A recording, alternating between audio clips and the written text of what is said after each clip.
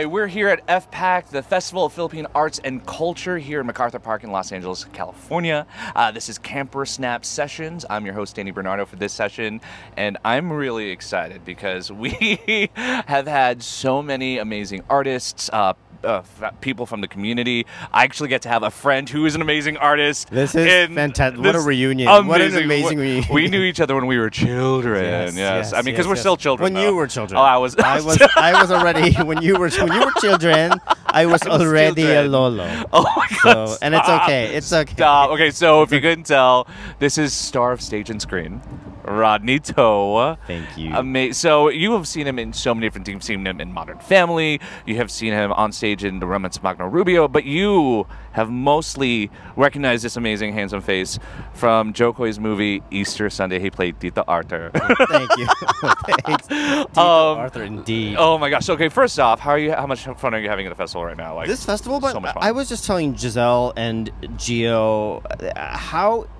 Yes, I'm having a blast, and it's nice to see community, and it's nice to see like friends and artists that I'm meeting, artists here that I've been fans of for many, many, many years, and so to like to connect with them here at this festival, huge. But I also, like, as you know, like these things are Herculean efforts to put together. And I mean, it's like a wedding, a bar mitzvah, a bat mitzvah, a funeral, like a confirmation, a baptism, all in one. And a fundraiser. And a fundraiser. And a fundraiser. And a fundraiser. Don't forget that. Support the vendors. Support all the vendors, please, all of them. And the artists and the artisans. They're so good. So, like, anyway, I'm just so impressed. And it just gets bigger and bigger and bigger and better and better. The artists are incredible. And so I'm just super, super impressed and humbled, quite frankly, to be invited to be a host on this thing. Oh my gosh! So yeah, you've been able to introduce. Who was your favorite artist to introduce? I mean, I've been fanboying all day. I'm not gonna lie; they already see it. Well, I didn't know. Quite frankly, I didn't know JR's work until just now. I mean, absolute. And I mean, so good. Yes, so good, so good, so talented, so sexy. I mean everything about. But it's also, I shouldn't be surprised, right? Because we're Filipino, Filipino American artists. We've had this talent in our blood. I mean, he's called the king of R&B in the Philippines for a reason. So, oh my gosh. To see him work and to be introduced to his work again, another blessing of this entire event. It's really awesome. Of course, Ruby Ibarra is playing right now. Kiana V. Yeah, I mean, who's like, oh my God, yes, Gary Valenciano's daughter. Yeah. I mean, she's beautiful. And she's beautiful. And you know, in her own right, she's so talented. But like, wow, and Ella J, like, I mean, oh I mean, talk about like it's in their DNA, right? Yeah. Like, so it's a little bit intimidating, I would think, for somebody as young as she to have to be born into that kind of legacy. And I mean, I was just telling Derek, like her dad, that I'm like, she's got presence that you don't teach. That runs in your blood, right? And so that to me is like, well, here's what I love. We're talking about all of these stars, like from the Philippine stage to our screens, and it's like we're all just and you like Rodney To, Jen Paz is hosting melodies, like everybody, like, and I mean Reggie Lee's out there having a great time. So it's literally like all of these folks that are celebrity stars, and everyone's just mingling with everyone. It's like a really strong sense of community. Yeah, we're all old friends. Yeah. I mean, old friends, but also, I mean, like even before me, like it's for a long time we've all known each other, not necessarily from working together on projects, but we were all in the same waiting rooms. We were all auditioning for the same things. We were all up for the same projects, or it's just something that finally I feel like we're emerging into a place where there can be more than one of us on any given stage or any given screen.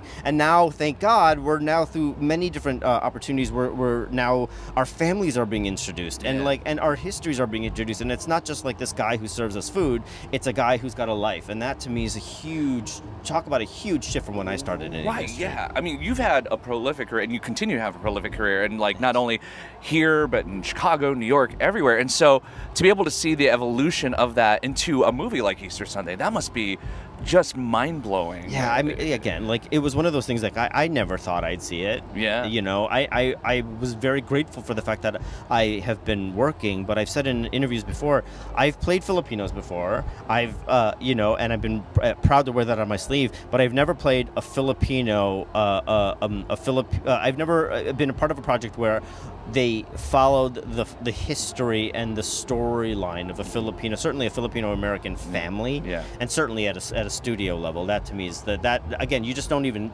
Unfortunately, you just for a long time we just never saw it in the cards for us, right? We were hoping to land a job that was like the Filipino track on that one show, or if we were lucky, we were able to get a guest star or a supporting lead. But to have an entire film like Easter Sunday, literally put them at the forefront, that's ultimately the film. Like, I mean, that's not. It's we could we could talk about story all we want, but at the end of the day, it's literally just a bunch of kids who are able to look up on a screen and see a bunch of people who look like them. Yeah. They don't even have to think about, oftentimes in other stories, there's a learning curve for the first like 15 minutes of movie, getting into the culture and stuff like that. Now, finally, Filipinos, my mom, like she was able to watch the entire film and not be like constantly being like, what's that? What is he saying? What is that? I don't understand that. And I'm like, she just understood it. And that to me is a win.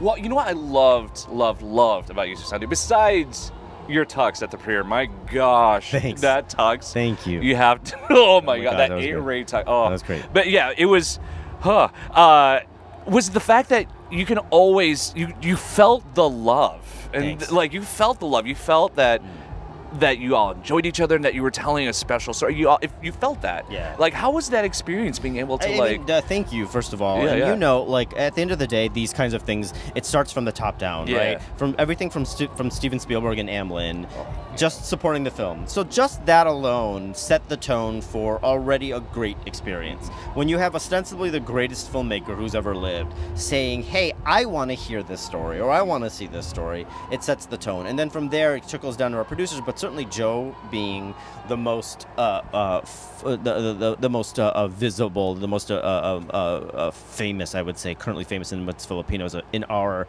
movie. Yeah. He, to me, it started with him, and from the moment we walked into this film, he just embraced all of us like we were instant family, and that to me is, it just never happens, know. Yeah, the totally, first on jobs, right? Like it's just this really weird like sussing is it out. A nice set? Yeah, are you nice? And trying to be like, where are you from? All these questions. We already knew where we were from. Yeah. Right? We already knew this language. We already knew this culture. We already knew the sights, the sounds, the smells. So we were able to start by being human beings. Yeah. And that, to me, meeting each other at each other's heart space. That, because all the getting to know, like, oh, were you, like, all those niceties were gone. We didn't need them. Yeah. So for me, like, it was instant, just a bond that I have never experienced on any particular project. And I've worked with some really great people, some great sets but this one was particularly sort of like buzzing with love in a way that I've never experienced before. Well, what I love about the movie, especially besides that you're in it and like so many people I know I love it, is that it's accessible to everybody. Thanks. Like, yeah, it's like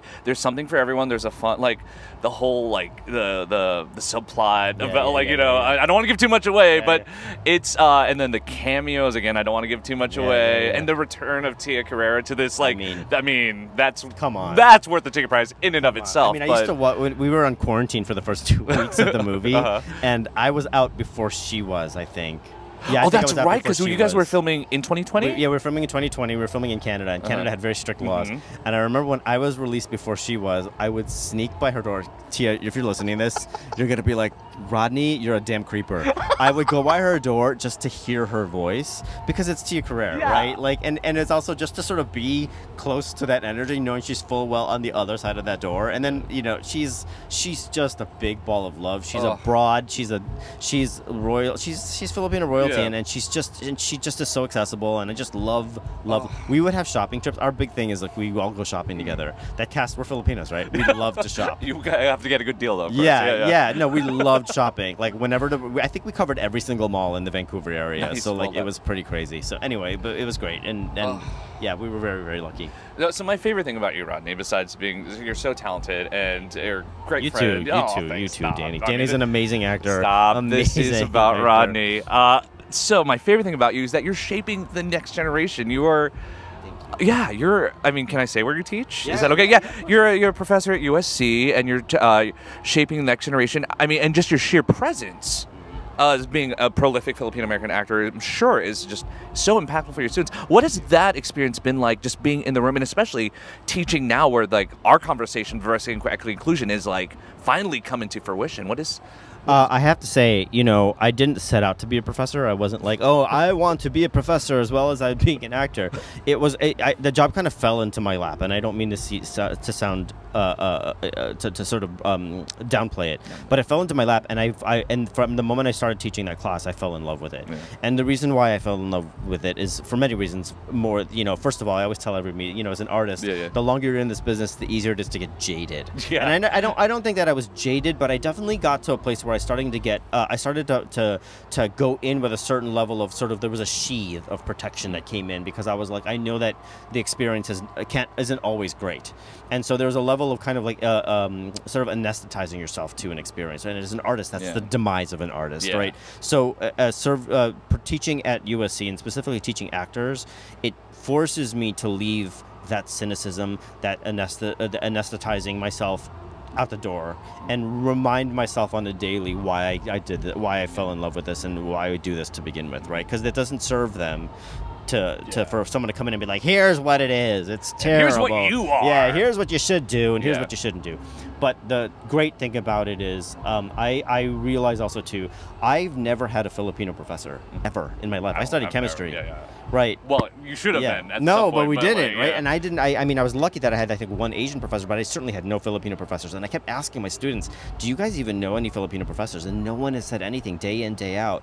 And it became like this responsibility, and a responsibility I love, and I am very proud. Now all of my students know a Filipino professor, and they know Filipino work, and they're aware of Filipinos existing in the world, and not just like, oh, we know it, but now they know it with a capital, with a capital N, okay, and so that to me is I don't know how to spell. Oh my gosh! Well, so you're making impact. Thank you. In the classroom, making impact on the screen. I'm so proud to know you. Thank you. I'm proud to know you too. Oh, thanks, babe. Oh, thank you for spending some time with us. Oh my God, I'm so excited. I don't want to leave. Okay, well, I'm kidding. Well, we're gonna have to get some food though. So yes, I'm so excited. I will drink. There's a lumpia burger at one. Yeah, ube so cheesecake. Yeah. Oh no. Okay, so we're gonna end it so we can eat. So hi. So thank you so much for following this ends of this session. For more info on FPAC, follow and the organization Film Arts. Follow filmartsla.org. Find out more about Camper Snaps. Follow sessions.campersnaps.com.